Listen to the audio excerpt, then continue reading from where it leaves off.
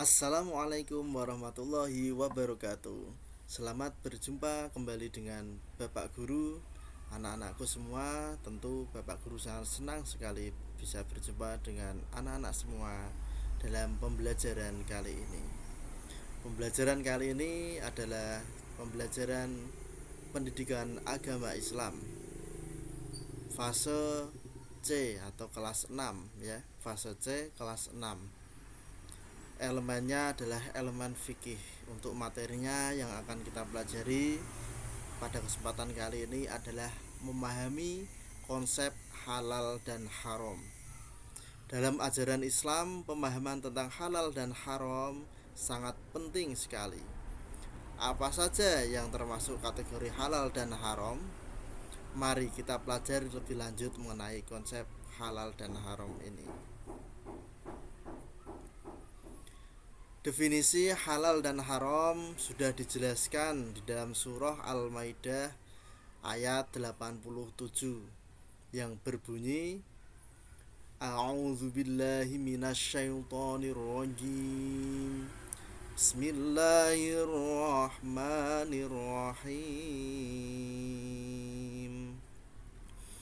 Ya ayyuhalladzina amanu la tuharrimu tayyibati ma ahallallahu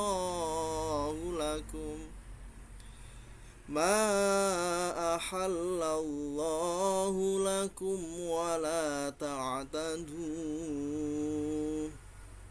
innallaha la yuhibbul mu'tadin. Shadaqallahul azim. Artinya, wahai orang-orang yang beriman, janganlah kamu mengharamkan sesuatu yang baik yang telah Allah halalkan bagi kamu, dan janganlah kamu melampaui batas. Sesungguhnya Allah tidak menyukai orang-orang yang melampaui batas. Anak-anakku semua, dari surah ini kita bisa mempelajari atau mengambil sebuah hukum tentang halal dan haram.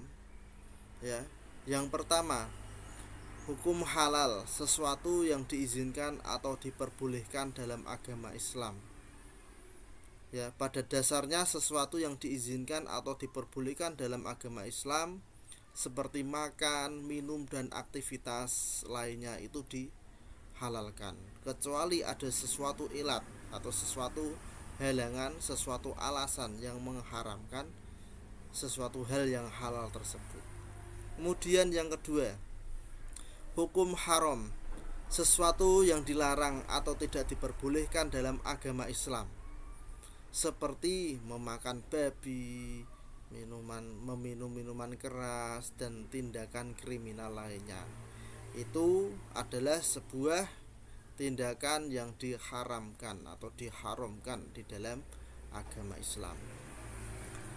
Selanjutnya, anakku semua, akan Pak Guru jelaskan terkait dengan makanan dan minuman yang halal. Makanan yang halal apa saja? Daging hewan yang disembelih secara halal itu dihalalkan. Ada tata caranya menyembelih, tidak hanya mentang-mentang itu hewannya itu halal secara hukum, tapi cara menyembelihnya tidak dengan cara halal, maka juga akan menjadi tidak halal. Contohnya, ada ayam. Kamu mempunyai ayam. Wah, aku pengen menyembelih ayam. Ayamnya tidak disembelih dengan cara halal. Gimana? Cara umpama ayamnya langsung direndam di air panas tanpa disembelih dengan baik, maka akan menjadi haram. Kemudian ayamnya juga tidak disembelih tapi dipukul dengan balok kayu dengan keras. Akhirnya mati ayamnya.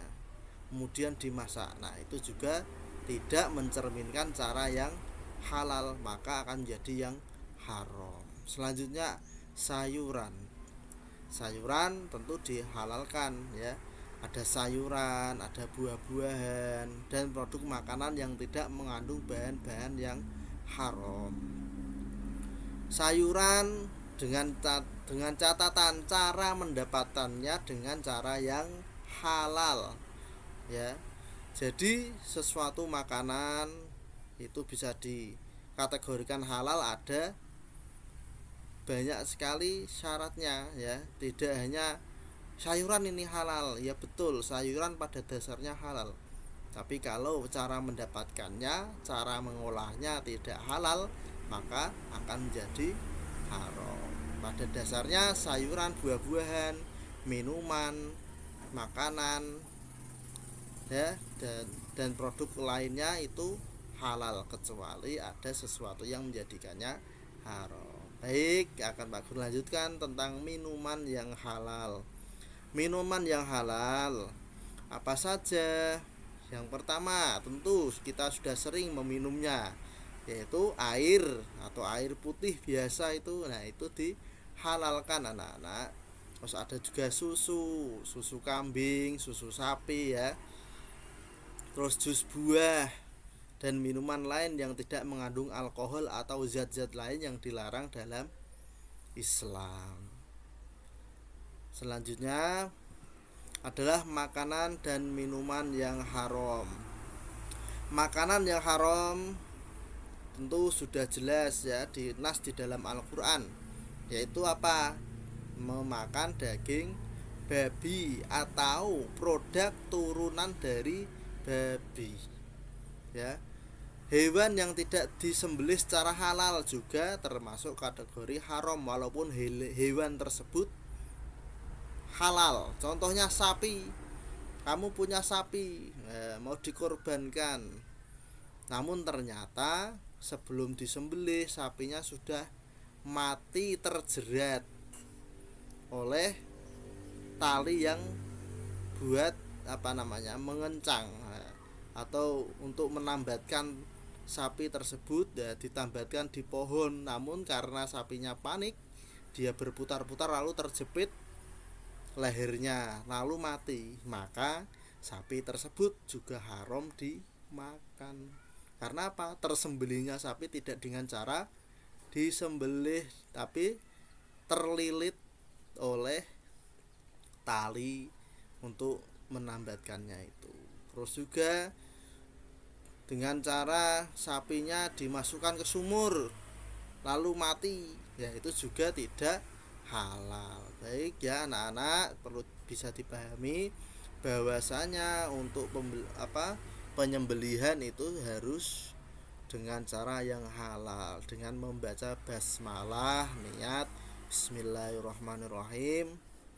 Aku berniat menyembelih hewan sapi atau kambing atau ayam lillahi ta'ala, karena Allah subhanahu wa ta'ala. Terus selanjutnya, makanan yang mengandung alkohol atau zat-zat terlarang.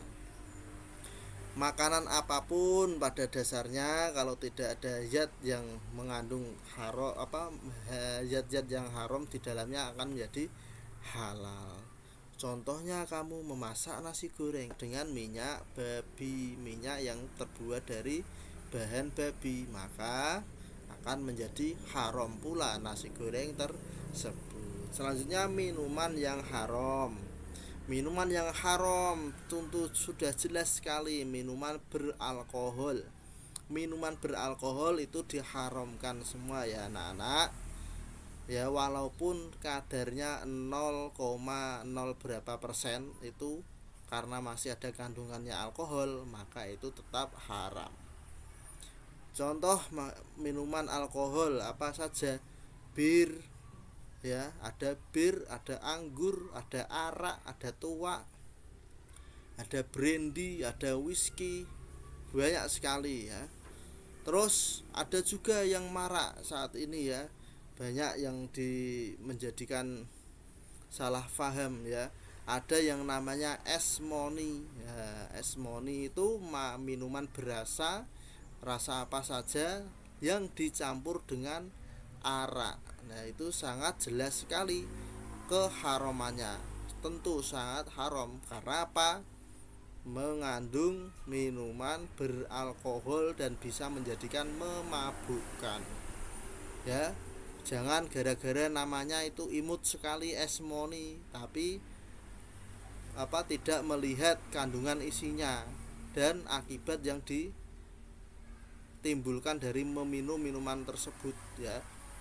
Baik anak-anak, kita lanjutkan lagi.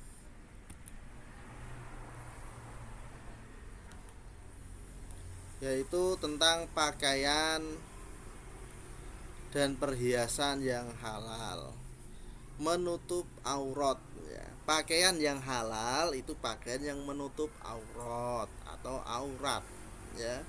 Aurat laki-laki dari mana sampai mana?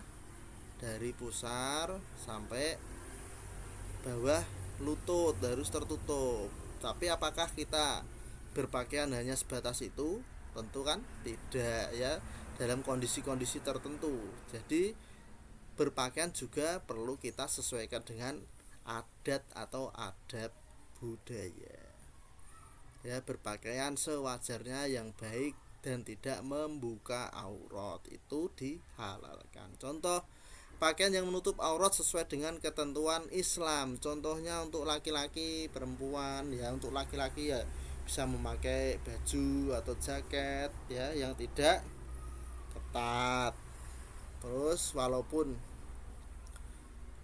batas auratnya laki-laki itu pusar sampai bawah lutut ya, tentu harus ditutup dengan baik, tidak hanya sebatas antara pusar dan perut pusar dan lutut saja, tapi disesuaikan dengan kebudayaan yang ada, akan menjadi lebih indah. Terus untuk perempuan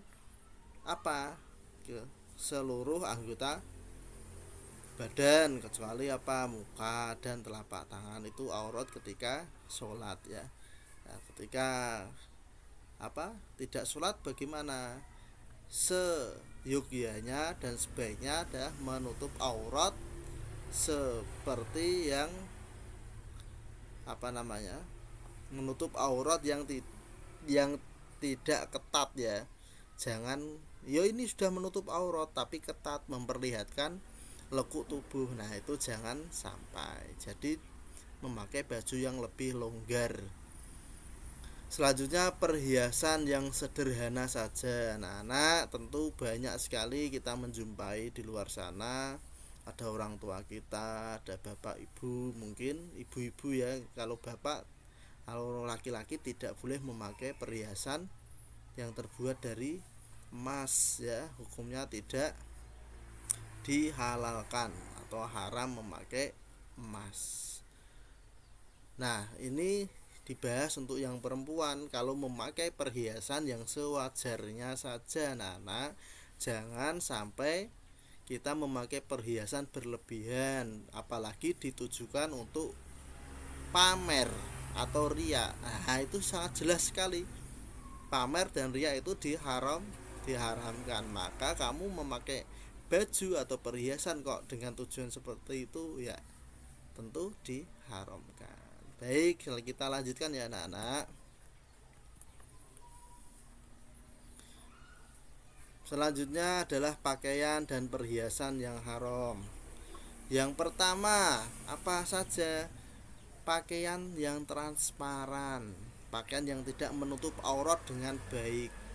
Kita lihat di media-media sosial ya, banyak berseliweran keluar. Mungkin kalian ketika bermain HP sedang main TikTok ya, atau main medsos yang lainnya, Facebook dan sebagainya, kita terkadang ditemukan ya ada gambar-gambar seseorang yang memakai baju tidak sopan atau tidak menutup aurat, atau menutup aurat tapi transparan memperlihatkan lekuk tubuh, itu diharamkan ya anak-anak. Terus kemudian yang kedua, perhiasan yang berlebihan. perhiasan yang terlalu mewah dan mencolok itu juga tidak dihalalkan karena apa? Mengandung unsur riya atau pamer. Selanjutnya yang ketiga, pakaian pria menyerupai wanita. Ya, ada laki-laki memakai bajunya perempuan, pakai rok. Terus apalagi pakaian yang dapat menimbulkan kesamaran jenis kelamin. Ya, laki-laki pakai rok, laki-laki pakai kerudung, pakai jilbab. Nah, itu tidak sewajarnya.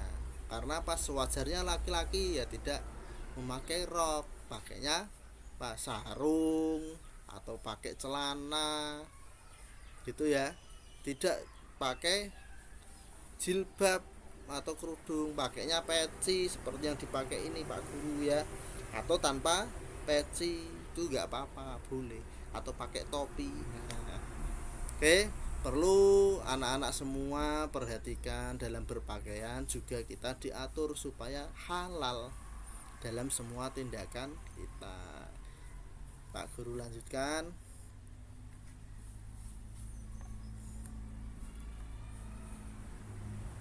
Aktivitas dan kebiasaan yang halal. Apa saja ya aktivitasnya yang dihalalkan? Membaca Al-Quran tentu sangat dianjurkan dan dihalalkan ya.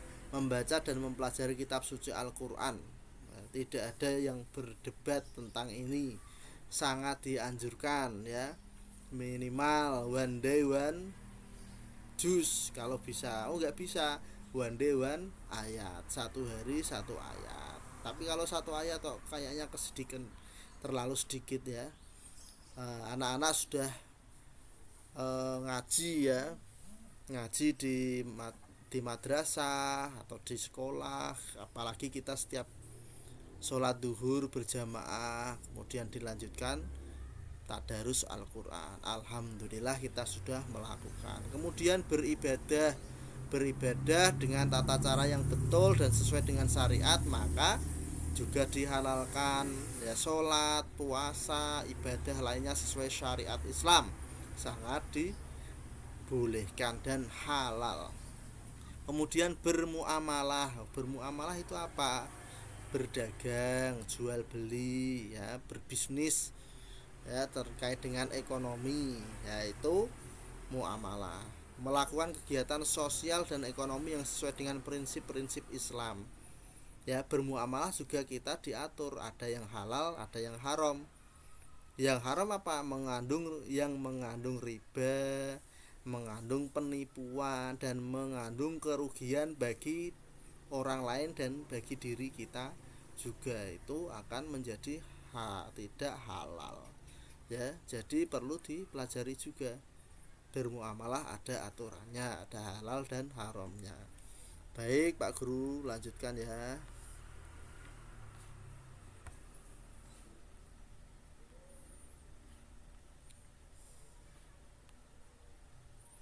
Selanjutnya aktivitas dan kebiasaan yang haram.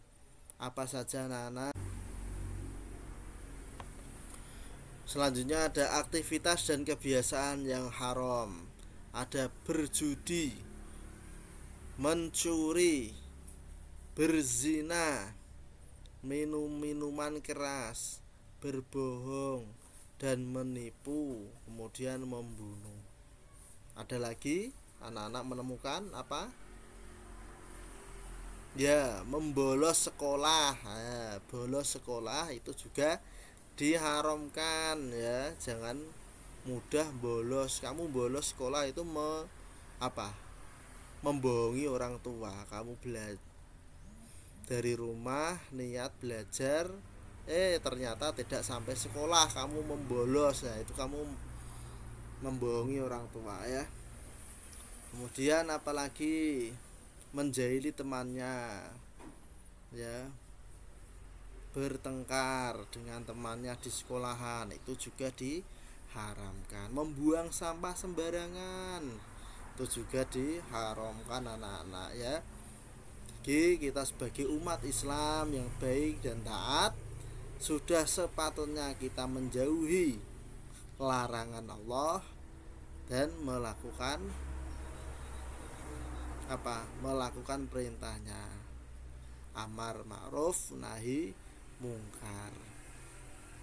Kita berseru kepada kebaikan dan juga mencegah dalam keburukan. Salah satunya yaitu dengan mempelajari halal dan haram dalam pembelajaran kali ini.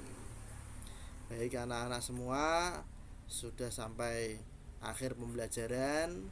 Alhamdulillah anak-anak sudah bisa mengikuti dengan baik pembelajaran pada kali ini. Kemudian nanti akan dilanjutkan dengan tes akhir pembelajaran ya anak-anak.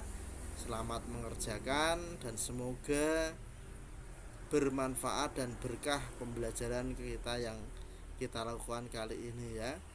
Mari kita membaca hamdalah dan doa kafaratul majlis untuk menutup pembelajaran kali ini. Alhamdulillahirabbil alamin. Subhanakallahu wa bihamdika asyhadu alla ilaha illa anta astaghfiruka wa atubu ilaik. Wassalamualaikum warahmatullahi wabarakatuh.